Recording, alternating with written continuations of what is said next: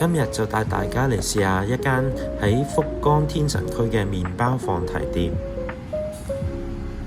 如果大家想試下嘅話呢，就可以留意下啦。係1個鐘嘅任食麵包嘅。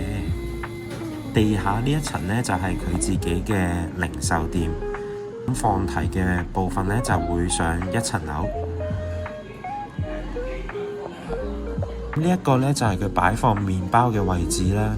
咁佢會定時更新唔同嘅麵包出嚟嘅，而喺旁邊呢，都會有3個焗爐呢，方便大家翻熱啲麵包嚟食嘅。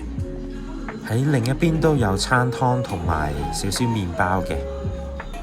呢個放題都會有一啲熱飲啊、汽水啊等等可以俾大家去沖嘅。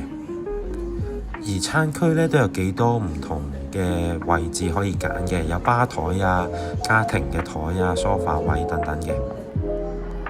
今次我哋真係試晒大部分佢可以提供到嘅麵包，好正，翻熱食真係一流。早餐嘅放題時段呢，就係上晝8點半至到11點半嘅，成人呢就1120 yen， 小童就460 yen，3歲以下就係免費㗎。世界